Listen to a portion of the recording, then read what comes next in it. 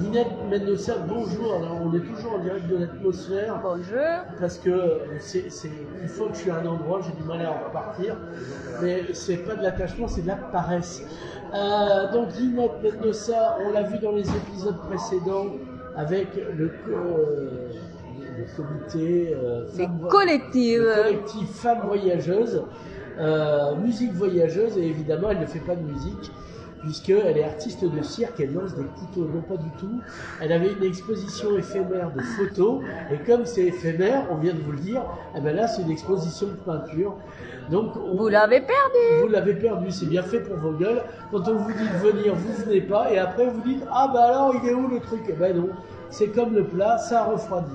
Mais Ginette est toujours vivante et ses photos sont dans ce cœur et encore dans nos yeux car elle nous les a ravis les yeux la dernière fois qu'on y était. Donc j'ai pris des photos, on vous les montrera, vous n'aurez pas tout perdu. Alors tu es colombienne comme l'arabica du même nom donc tu es née où en Colombie? J'ai né à Bogota. Voilà. Et j'ai vécu à Bogota presque toute ma vie. J'ai déménagé à Perpignan il y a 5 ans. Ouais. Alors je débarquais direct. J'ai un peu les deux. Un peu. J'ai perdu le jeu des cœurs. Ouais. Je me suis mariée avec quelqu'un français. Ouais. Et alors je suis là maintenant. Ouais, voilà. C'est dès qu'on parle de mariage, le sourire tombe, etc. etc. Donc, tu es photographe depuis longtemps en fait. Oui, je suis photographe. Parce que tu as commencé même la formation de photographe en Colombie. En Colombie, ouais.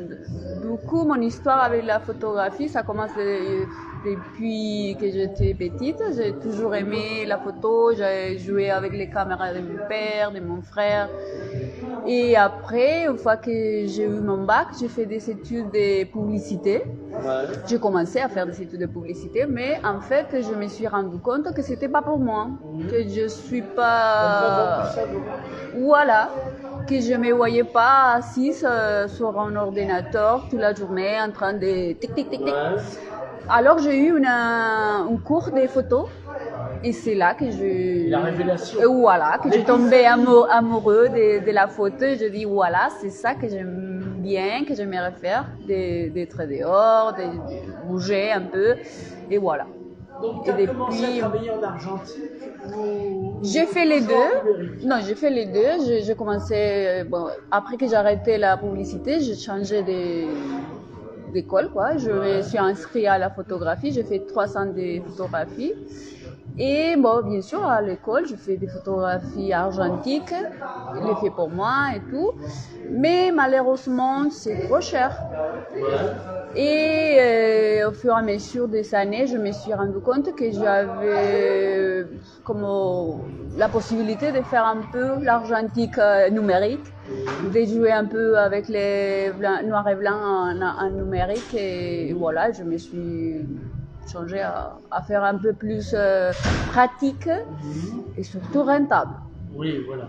Voilà. Alors, est-ce que tu en as fait ton métier? Parce que c'est très compliqué d'être artiste de cirque et aussi photographe, surtout maintenant, parce que même moi, je crois que je suis photographe, je prends des photos. Mais oui. Alors pourquoi on parlait hier, maintenant, la photographie, c'est tellement...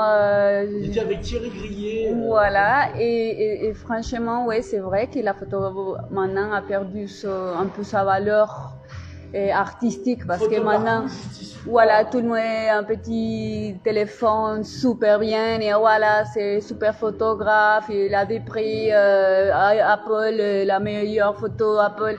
Voilà, bien sûr. Mais ils vendent des téléphones, alors c'est normal. Voilà, c'est ça. Ils remettent des prix de photos. Alors, mais c'est vrai qu'avoir un téléphone, ça ne te fait pas un photographe. Il faut avoir aussi la sensibilité, la passion et savoir travailler les images. Cadrer, la lumière. Et l'ordinateur et l'algorithme fait tout. Moi, oui, j'ai commencé la photo avec un appareil russe. J'avais fait une série de photos merdiques parce que j'avais le badge de Visa pour l'image, donc je voulais m'afficher avec un appareil photo. Je faisais photo de mœurs, j'ai renoncé très rapidement parce qu'il fallait travailler Donc voilà, là je me suis remis à la photo à partir du moment où l'ordinateur faisait tout. Ouais, mais bon, l'ordinateur fait tout, mais c'est aussi, qu'est-ce que vous voulez faire? Parce que derrière l'ordinateur, il y a toujours quelqu'un. Alors, pour faire mon métier ici en France, ça a été compliqué. Depuis que je suis arrivée, je continue à faire mes petits expos, à bouger un peu à droite, à gauche. Mais c'est vrai que vivre de l'art ici ou ailleurs, c'est difficile. Mais il faut croire, il faut continuer. Et bon, on va pas être milliardaire, mais ouais, au moins, ouais, voilà, mais au moins on va être, voilà, mais au moins on va être heureux et on va faire ce qu'on aime faire, parce que voilà, c'est comme ça là. Alors pour c'est la passion. Tu as un autre métier. Voilà, moi je suis assistante sociale à Perpignan depuis que je suis arrivée ici. Oui, ici il y a du travail pour les assistants. Voilà, et c'est pas, comment dire, parfait, quoi. Mais ça me permet aussi d'avoir un contact avec les gens, des vraies histoires, partager avec les gens ses quotidiens, ses histoires, ses drames, ses joies, oui. C'est très... C'est un narratif que tu peux mettre en image. Oui, mais malheureusement, dans mon travail, je n'ai pas le droit de photographier ces histoires parce que c'est... pour une institution. Voilà, et en fait, c'est pas possible. Mais ça me donne un peu de vision et d'approche aux gens, aux histoires. Et c'est pour ça que je suis passionnée de photojournalisme, de photographie documentaire. Parce que je trouve que bon, c'est plus réel, il n'y a pas d'artifice, il n'y a pas de lumière, de poses. La photographie expérimentale ou artistique, c'est joli, j'aime bien aussi, j'ai fait déjà. Mais je trouve que ça manque un peu de vérité. En fait, le photojournalisme, le photodocumentaire, ça te permet de voir les gens un peu plus des points intimes, de s'approcher vraiment à l'âme des gens, à la vérité de ce que les gens vivent ou de permettre d'exprimer un sentiment, de toucher les gens qui vont regarder après les photos, de peut-être se sentir identifiés ou simplement touchés. Et pour des choses positives ou négatives, il y a de tout. Mais... Alors, tu as exposé de manière éphémère des photos de tes photos. Donc, c'était un reportage complet que tu... C'est un reportage que je suis fait en Colombie le décembre dernier.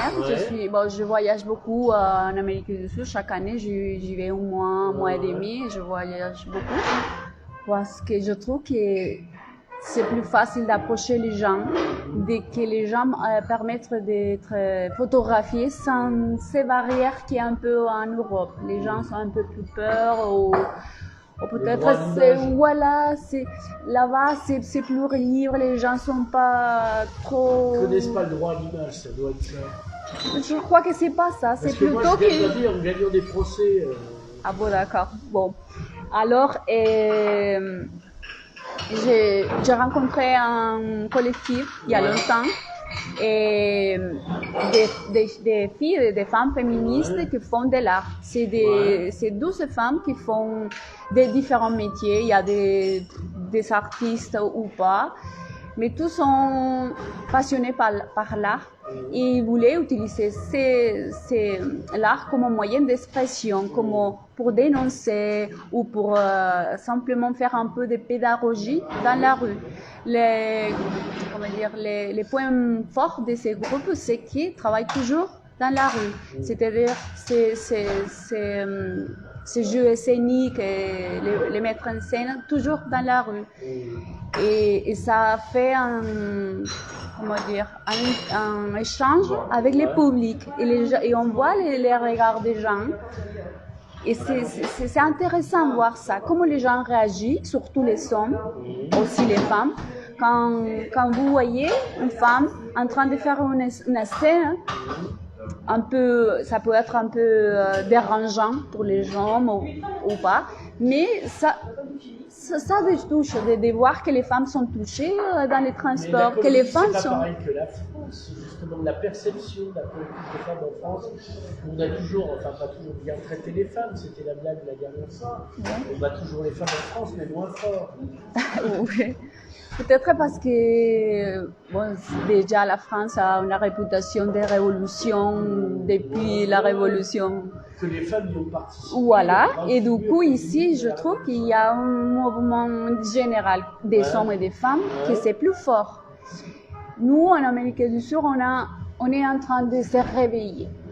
C'est pas tout à fait fait, mais petit à petit les femmes comme les hommes, pas que les femmes, ils ont commencé à se battre pour ces droits. Et bien sûr la France c'est notre notre maître de se débattre pour les droits. Alors, c'est sûr qu'ici, il y a... jamais acquis, soit le droit des femmes, les droits sociaux. Mais... On tourne la tête une demi-heure et hop, ça a changé. Ça a changé, mais c'est vrai qu'en France, c'est plus fort, les mouvements... Parce qu'il y a une histoire. Au moins depuis la Révolution. Voilà, c'est pour ça. Alors, mais malgré ça, en Colombie, de plus en plus, il y a des femmes et des hommes qui se réveillent, qui manifestent, qui luttent contre les inégalités, contre toutes les choses qui arrivent. Et surtout, ces collectifs qui s'appelle callejeras, qui veut dire les femmes qui traînent dans la rue. Oui, des femmes de rue. Les femmes de rue. Mais c'est un petit, comment dire, un paradoxe. Un paradoxe. Ouais, c'est-à-dire, est-ce que les femmes ont le droit aussi d'être dans la rue et tranquille. C'est parce que je me mets en... Mais oui, on est là, on a le droit de traîner dans la rue, de s'asseoir où on veut, à l'heure qu'on veut, et de se sentir en sécurité, pareil que les hommes. Alors c'est ça les jeux que les collectifs proposent, et moi je trouvais très intéressant ça. Je les ai photographiés dans ces répétitions, dans ces créations littéraires, parce qu'elle écrit aussi, font la musique, ils font tout. Et après j'ai pris les photos de la mettre en scène du projet.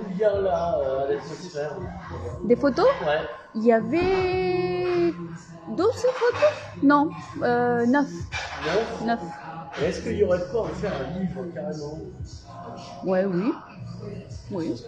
Avec des textes en plus, et en fait, cette proposition que les collectifs m'ont fait, c'est parce qu'ils vont faire son 3e anniversaire des fondations, d'être ensemble. Et alors, ils vont faire un livre pour montrer tous les procès qui sont... Comment ça dit? Les procès, non? Les procédés, les processus. Les processus de création, de construction de son collectif. Alors, j'ai trouvé super ça. Voilà. Donc on aura peut-être bientôt un livre. Mais oui, mais en espagnol, mais bon, ça va. No hay problema. Los que hablan español y si no. Sinon, hay imágenes. Hay imágenes, voilà. Alors, et sinon, donc, est-ce que tu as un projet ici? Tu as commencé à faire un reportage ici Moi, j'ai déjà fait de plusieurs expositions. J'ai participé à Bissaoff 2 fois déjà, les 2019 et 2021, l'année dernière. Et des petits expos comme des bars, restos, art tapa, des petits comme ça. Et voilà, pour l'instant, c'est ça que j'ai fait. Mais si on propose un reportage, par exemple, imaginons que les commerçants du centre-ville aient besoin de faire un livre sur eux, etc. Sur les, mais oui, moi je serais ravie, bien sûr. Oui, bien sûr, parce que ça me permettra aussi de continuer avec la photographie, mais aussi de m'approcher aux gens de Perpignan. Et c'est ça que pour moi, c'est le plus important de la photographie, le fait de pouvoir s'approcher. L'humain d'abord. L'humain, voilà. Et de discuter, de connaître les points de vue des gens, de raconter des histoires. Moi, j'ai fait la photo, mais derrière ces photos, il y a une histoire. Et c'est ça qui m'a enrichi à moi. c'est l'histoire Tu derrière écris la aussi, photo. En plus Non, Non, non, non, c'est- non, je le laisse ça vraiment aux écrivains. Ouais, non, mais moi j'ai des mains, mais c'est pour me peigner les cheveux. Et voilà, mais moi non, non, je n'écris pas, mais chapeau aux écrivains, mais j'aime bien travailler avec les écrivains. D'accord. Ah ça oui, parce que Oui, c'est complémentaire. voilà, mais moi je n'écris pas. Alors, une dernière chose, est-ce que tu as une page internet Moi j'ai où mon on peut te retrouver? Bon, à part en fait de moi. Instagram, Facebook, Ouais. Yinet36 en Instagram. Ouais, Et en Facebook, Yinet Mendoza. Aussi, il y a notre page Facebook qui s'appelle Luz Photographe. d'accord. Ouais.